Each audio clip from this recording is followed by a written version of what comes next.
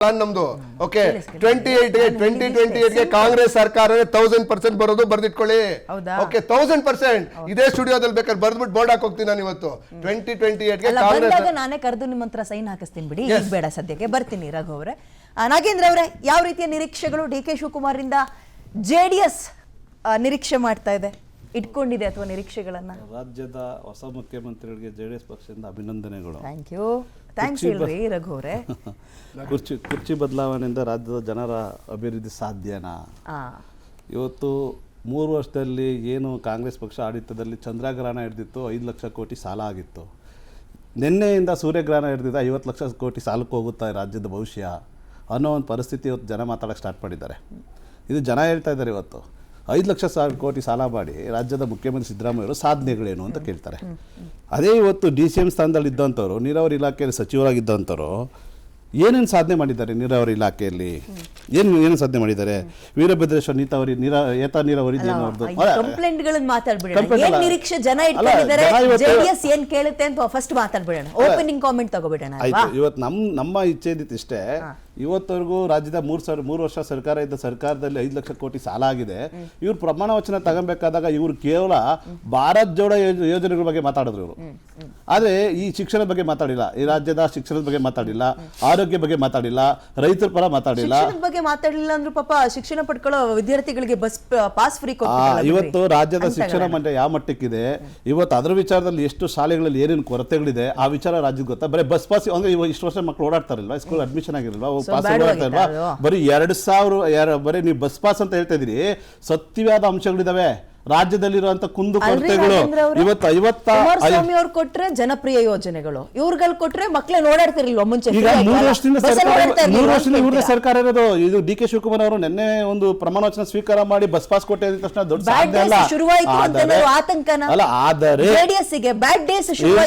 ಅದನ್ನ ಹೇಳ್ತಿದ್ದಲ್ಲ, ನಾವು ಇಲ್ಲಿ ಕೇಳಕ್ ಬಂದಿರೋದು ಅವ್ನು ಹೋಗ್ಲಕ್ ಬಂದಿಲ್ಲ. ಇಲ್ಲಿ ಸಮಸ್ಯೆಗಳು, ರಾಜ್ಯದ ಜ್ವಲಂತ ಸಮಸ್ಯೆಗಳ ಬಗ್ಗೆ ನಾನು ಮಾತಾಡಕ್ ಬಂದಿದ್ದೀನಿ.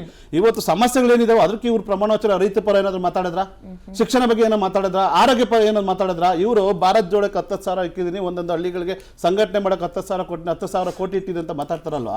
ಈ ರಾಜ್ಯದ 7 ಕೋಟಿ ಜನದ ಬಗ್ಗೆ ಏನಾದ್ರು ಮಾತಾಡಿದಾರ? ಅಂದ್ರೆ ಇವ್ರು ಇಚ್ಛೆ ಇಷ್ಟೇ, ಇವ್ರು ಪಕ್ಷ ಸಂಘಟನೆ ಮಾಡ್ಕೊಂಡು ಭಾರತ್ ಜೋಡ ಮಾಡ್ಬೇಕಾಯ್ತಾ? ಈ CM ಚೇಂಜ್ ಆಗಿತ್ತು ಭಾರತ್ ಜೋಡ ಮಾಡೋಕ್ಕೋಸ್ಕರನ? ಭಾರತ್ ಜೋಡ ಮಾಡೋಕ್ಕೋಸ್ಕರ CM ಆಗ್ಬೇಕಾಯ್ತಾ? ಇವತ್ತು ನಮ್ಮ ಇಚ್ಛೆ ಇರೋದಿಷ್ಟೇ, ರಾಜ್ಯದ 7 ಕೋಟಿ ಜನರ ಪರವಾಗಿ ಮಾಡ್ಬೇಕಾದಂತ ಸರ್ಕಾರ ಸಮನ್ವಯವಾಗಿ ನಡೆಸ್ಕೊಬೇಕಾದ ರಾಜ್ಯದ ಮುಖ್ಯಮಂತ್ರಿ ಇವತ್ತು ಶಿಕ್ಷಣದ ಬಗ್ಗೆ ಏನಾದ್ರು ಇವತ್ತು ಆಗಿರೋಂಥ ಸಮಸ್ಯೆಗಳು, ಜ್ವಲಂತ ಸಮಸ್ಯೆ ಶಿಕ್ಷಣ ವಿಚಾರದಲ್ಲಿ ಜ್ವಲಂತ ಸಮಸ್ಯೆ ಕಾಣ್ತಿದೆ. ಆದರೆ ಒಂದೇ ಒಂದು ಶಿಕ್ಷಣ ಬಗ್ಗೆ ಏನು ಮಾತಾಡಲ್ಲ. ನೀಟ್ ಎಕ್ಸಾಮ್ ಅಲ್ಲಿ ಅಂತ ಕರ್ಮಗಳು ಕಂಡಾಗ ನೀವೇನು ಮಾತಾಡಲ್ಲ. ಯಾವುದು ಎಕ್ಸಾಮ್? ನಮ್ಮ ಮಾಧ್ಯಮ ತೆಗೆದು ನೋಡಿ, ನೀವು ತೆಗೆದು ನೋಡಿ, ಇವತ್ತು ಅವತ್ತಿನ ದಿನಗಳಲ್ಲಿ ಆಗಿ ತಪ್ಪು ಖಂಡಿಸಿದೀವಿ. ಯಾರು ಸರಿ ಅಂತ ಇಲ್ಲ.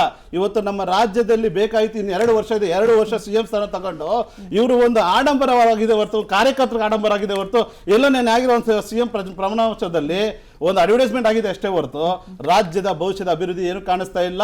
2,000 ಕೋಟಿ ಇವರು ರಸ್ತೆಗೆ ಅನುದಾನ ಮಾಡ್ಕೊಂತಾರೆ. ಇವರು ಕ್ಯಾಬಿನೆಟ್ ಅಲ್ಲಿ ಹೇಳ್ಬೇಕಾಗಿತ್ತೇನೋ, ಏನೋ ಶಿಕ್ಷಣದ ಬಗ್ಗೆ ಹೇಳ್ಬೇಕಾಯ್ತು, ಆರೋಗ್ಯ ಬಗ್ಗೆ ಹೇಳ್ಬೇಕಾಯ್ತು, ರೈತರ ಬಗ್ಗೆ ಹೇಳ್ಬೇಕಾಯ್ತು. ಇಲ್ಲ ಯಾವ್ದಾದ್ರು ಒಂದು ಸಮಸ್ಯೆ ಇಲ್ಲ. ನಾವು ಇವತ್ತು ಮಹಿಳಾ ರಕ್ಷಣೆಯಲ್ಲಿ ನಾವು ನಂಬರ್ 1 ಕರ್ನಾಟಕ ಮಾಡ್ತೀವಿ, ಭ್ರಷ್ಟ ಮುಕ್ತ ಕರ್ನಾಟಕ ಮಾಡ್ತೀವಿ, ಡ್ರಗ್ಸ್ ಮಾಫಿಯಾ ಕರ್ನಾಟಕ ಮಾಡ್ತೀವಿ. ಈ ತರದೇನಾದ್ರೂ ಒಂದು ಸೂಚನೆಗಳು ರಾಜ್ಯದ ಜನಕ್ಕೆ ಕೊಡ್ಬೇಕಾಗಿತ್ತು ರಾಜ್ಯದ ಮುಖ್ಯಮಂತ್ರಿ. ಆದರೆ ಇವ್ರು ಕೊಟ್ಟಿತ್ತೇನು? 2,000 ಕೋಟಿ ರಸ್ತೆಗೆ ನಾವು ಅನುದಾನ ತಗೊಂತೀನಿ, ಭಾರತ್ ಜೋಡೋ ಕಾರ್ಯಕ್ರಮ ಮಾಡ್ತೀನಿ, ಬಸ್ ಪಾಸ್ ಕೊಡ್ತೀನಿ. ಏನ್ರಿ ಕಾರ್ಯಕ್ರಮ ಇದು? ಮುಖ್ಯಮಂತ್ರಿ ಬದಲಾವಣೆ ಇದೇನಾ? ಇದೇನೇ ಬದಲಾವಣೆ? ನಾವು ನಿರೀಕ್ಷೆ ಮಾಡಿದ್ವಿ ಬದಲಾವಣೆ. ರೈತರ ಪರ ಮಾತಾಡ್ತಾರೆ, ಇವತ್ತು ಶಿಕ್ಷಣ ಬಗ್ಗೆ ಮಾತಾಡ್ತಾರೆ, ಆರೋಗ್ಯ ಬಗ್ಗೆ ಮಾತಾಡ್ತಾರೆ. ಬಿಡದಿ ರೈತರ ಹೋರಾಟಕ್ಕೆ ಇವತ್ತು ಕಣ್ಣೀರ್ ಹಾಕೊಂಡು ಇವತ್ತು ಜನ ಹಗಲಿರೋಳು ನಿದ್ದೆ ಮಾಡಿದ ಊಟ ಬಿಟ್ಟು ಕೊರಗ್ತಾ ಇದ್ದಾರೆ, ಸಾವಿನ ಅಂಚಲ್ಲಿ ನಿಂತಿದ್ದಾರೆ ಬಿಡದಿ ರೈತರು. ಇವತ್ತು ಅವ್ರ ಪರ ಮಾತಾಡ್ತಾರೆ ಅಂತ ನಿರೀಕ್ಷೆ ಇಟ್ಟಂತ ಮುಖ್ಯಮಂತ್ರಿ ಭಾರತ್ ಜೋಡೋ ಏನ್ರಿ ನಮ್ಗೆ ಇದು ಅಭಿವೃದ್ಧಿ? ನಮ್ಗೆ ರಾಜ್ಯಕ್ಕೆ 7 ಕೋಟಿ ಜನ ಓಟ್ ಹಾಕಿರೋದು ಇವ್ರನ್ನ ಭಾರತ್ ಜೋಡೋ ಮಾಡಕ್ಕೇನ್ರಿ? ಇವತ್ತು ಜ್ವಲಂತ ಸಮಸ್ಯೆಗಳು, ಇವತ್ತು ಮುಂಗಾರು ಬರ್ತದೆ, ಮಳೆ ಬರ್ತದೆ, ಏನಾದ್ರೂ ಅದ್ರ ಬಗ್ಗೆ ಒಂದು ಹೇಳಿದ್ರೆ ಡಿಕ್ಟೇಟ್ ಮಾಡಿದ್ರ? ಇವತ್ತು ಅವ್ರು ಹೇಳ್ತಾ ಇದ್ದಾರೆ, ಬರ್ತಾ ಇದ್ದಂಗೆ ಅವ್ರು ತೋರಿಸ್ಬಿಟ್ರು. ಒಂದು CM ಮುಖ್ಯಮಂತ್ರಿ ಆದವರು ಒಂದು ದೊಡ್ಡ ಆಲ್ಮರ, ವಿಶಾಲವಾದ ಆಲ್ಮರ ಆಗಬೇಕು. ಒಂದು ಆಲದ ಮೇಲೆ 5,000 ಪಕ್ಷಿ ಜೀವಿಗಳು ವಾಸ ಮಾಡ್ತಾರೆ. ಇವ್ರು ಅವ್ರ ಮೀಡಿಯಾ ಮುಂದೆ ಕೂತ್ಕೊಂಡ್ಬಿಟ್ರೆ, ಪ್ರೆಸ್ ಮೀಟ್ ಮುಂದೆ ಕೂತ್ಕೊಂಡ್ಬಿಟ್ರೆ, ಅಲ್ಲಿ ಹಿಂದೆ ಇರೋಂಥ ಅಧಿಕಾರಿಗಳು ಕೂಡ ಗೌರವ ಇಲ್ಲ. ನಾನು ಹಿಂದೆ ಯಾರು ಕುತ್ಕೊಂಡು ಬೆನ್ನಿದೆ ಬರ್ರಿ ಈ ಕಡೆ ಅಂತ ವಾರ್ನ್ ಮಾಡ್ತಾರೆ. ಇದು ನಾಯಕತ್ವದ ಗುಣಗಳ? ಗುಣಗಳು ಚೇಂಜ್ ಆಗಬೇಕು. ಒಬ್ಬ ನಾಯಕ ಅಂದ್ರೆ ಸುತ್ತಮುತ್ತ ನಾಯಕನ್ ಮಾಡಿರೋಂತ ಒಂದು ಗುಂಪು ಅವ್ರ ಜೊತೆ ಹಿಂದೆ ಇರುತ್ತೆ. ಅದನ್ನ ಬಿಟ್ಟು ಅವ್ರನ್ನ ಯಾರ ಅಧಿಕಾರಿಗಳು ಕೂಡ ಗೌರವ ಇಲ್ಲ, ಕಾರ್ಯಕರ್ತರಿಗೂ ಗೌರವ ಇಲ್ಲ. ಇನ್ನೊಂದು ವಿಚಾರದಲ್ಲಿ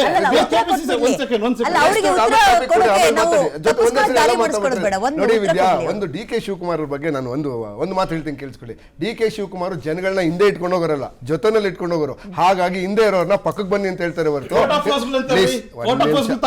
ಬಿಡಿ. ಒಂದ್ ನಿಮಿಷ ಕೇಳಿಸ್ಕೊಳ್ಳಿ, ಆಯ್ತು, ಒಂದ್ ನಿಮಿಷ ಮಾತಾಡಿ ಆಮೇಲೆ. ಓಕೆ, ಹಾಗಾಗಿ ಜನರನ್ನ ಹಿಂದೆ ಇಟ್ಕೊಂಡು ಹೋಗಲ್ಲ ಅವರು. ಹಿಂದೆ ನಾಯಕರ ಅಂದವ್ರು ಯಾವಾಗ್ಲೂ ಜನ ಜೊತೆ ಒಟ್ಕೊಂಡು ಇಟ್ಕೊಂಡು ಹೋಗ್ತಾರಲ್ಲ, ಒಟ್ಟಿಗೆ ಕರ್ಕೊಂಡು ಹೋಗೋರು ನಾಯಕ. ಅದು ಡಿ ಕೆ ಶಿವಕುಮಾರ್. ಈಗ ವಾಸ್ತವ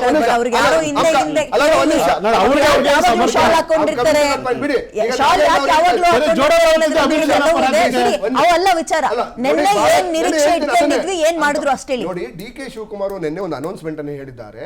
ಭಾರತ್ ಜೋಡೋ ಸಂಘಗಳನ್ನು ಮಾಡ್ತೀವಿ ಅಂತ ಹೇಳಿದ್ದಾರೆ. ಭಾರತ್ ಜೋಡೋ ಸಂಘಗಳು ಪ್ರತಿ ಸಂಘಕ್ಕೆ 10 ಲಕ್ಷ ರೂಪಾಯಿ ಸಮಯದಲ್ಲಿ ಸಂಘಟನೆ ಮಾತು ಕೇಳಿಸ್ಕೊಳ್ಳಿ. ಇದು ಪಕ್ಷ ಸಂಘಟನೆ ಅಲ್ಲ, ಯುವಕರ ಭವಿಷ್ಯದ ಉಜ್ವಲವಾಗಿಸೋಗೋಸ್ಕರ ಉಪಯೋಗ ಅದರಿಂದ. ನೀವು ಯೂತ್ ಇದ್ದೀರಿ, ಈಗ ನೀವು ಯೂತ್ ಅಲ್ಲ, ಈ ದೇಶದ ಸಮಸ್ಯೆ ಆಗಿರೋದು.